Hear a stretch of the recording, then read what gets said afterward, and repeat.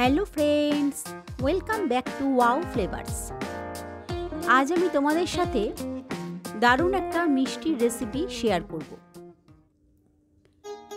আমের তালশাঁস। আমরা সাধারণত শীতকালে গুড়ের তালশাঁস খেয়ে থাকি। আজকে তোমাদের সঙ্গে আমি শেয়ার করব ম্যাঙ্গো তালশাঁস। একটা আম নিয়ে তার পাল্প বার করে নিয়েছি, আর নিয়েছি 200 গ্রাম ছানা। এখানে 1 লিটার দুধ থেকে আমি ছানাটা তৈরি করে নিয়েছি। আমার আগের অনেক মিষ্টির ভিডিওতে ছানা তৈরির ভিডিও দেওয়া আছে, তাই আমি এবারে আর দিলাম না। তবুও বলে দিই, এবারে আমি ছানাটা কাটিয়েছি দই দিয়ে, আর খুব ভালো করে 10 থেকে 15 মিনিট সময় নিয়ে মেখে নেব, তাতে ছানাটা খুব নরম হয়ে যাবে। এবারে একটা ননস্টিক কড়ার মধ্যে ছানাটা নিয়ে নেব আর দিয়ে দেব আমের পাল্পটা। খুব ভালো করে মিশিয়ে নেব। এখন কিন্তু গ্যাসের ফ্লেম অন করিনি। ভালো করে মিশিয়ে নেওয়া হয়ে গেলে তারপরে গ্যাসের ফ্লেমটা অন করে নেব। আর এই রান্নাটা একদম লো ফ্লেমেই করতে হবে। দেখো মেশানো হয়ে গেছে। এবারে গ্যাসের ফ্লেমটাকে অন করে দিলাম। অনবরত নাড়াচাড়া করতে হবে। আর যদি কোনো বড় দানা থেকে থাকে ছানার, তাহলে সেটাও স্প্যাচুলা দিয়ে ভেঙে দিতে হবে। এই রান্নাটায় আমি একদমই চিনির ব্যবহার করিনি। হিমসাগর আম নিয়েছি আমি, সেটা অলরেডি খুব মিষ্টি। আর এখানে দিলাম মিল্ক মেড 1 টেবিল স্পুন। তোমরা চাইলে এখানে চিনির ব্যবহার করতে পারো, সেক্ষেত্রে 2 চামচ চিনি দিলেই যথেষ্ট।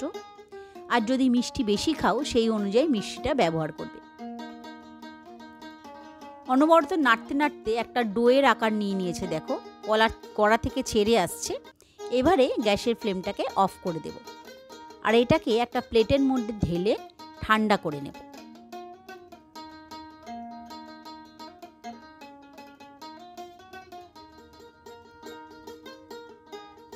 ঠান্ডা হয়ে গেলে নিয়েছি তালশাঁসের মোল্ড। এগুলোর মধ্যে একটু ভালো করে ঘি লাগিয়ে নেব। আর ডেকোরেশনের জন্য এখানে আমি কিশমিশ ব্যবহার করেছি।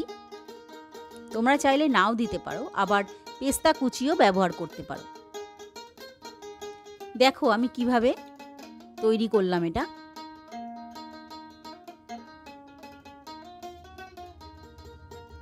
তোমরা কিন্তু এটা নিজেদের পছন্দ মতো কোনো সন্দেশও তৈরি করতে পারো। যদি তোমাদের কাছে ছাঁচ না থাকে, তাহলে তোমরা এমনি সন্দেশও তৈরি করতে পারো।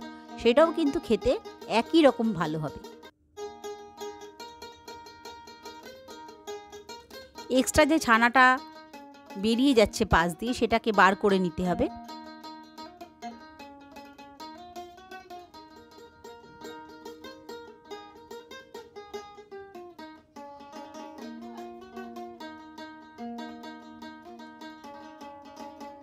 দেখো একটা ছানা সন্দেশ তৈরি হয়ে গেল, তালশাঁস তৈরি হয়ে গেছে।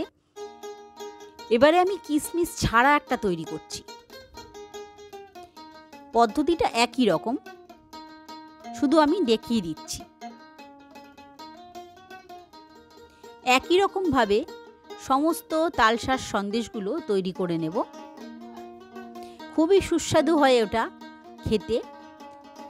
এখন যে আমি তৈরি করছি, সুন্দর পাকা আমের গন্ধে সারা ঘর মম করছে। দেখো এটাও তৈরি হয়ে গেল। এইভাবেই সবগুলোকে তৈরি করে নেব, চাইলে কিশমিশ দিয়ে বা না দিয়ে।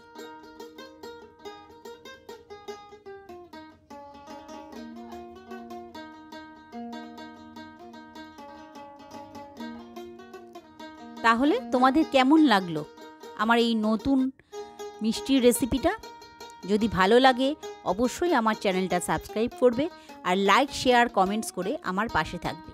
আর যারা অলরেডি আমার চ্যানেলটা সাবস্ক্রাইব করে আমার পাশে আছো, তাদের অসংখ্য ধন্যবাদ। ভালো লাগলে অবশ্যই কমেন্টস করে জানাবে। সবাই ভালো থেকো, সুস্থ থেকো। আবার দেখা হবে নতুন কোনো ভিডিও নিয়ে। টাটা।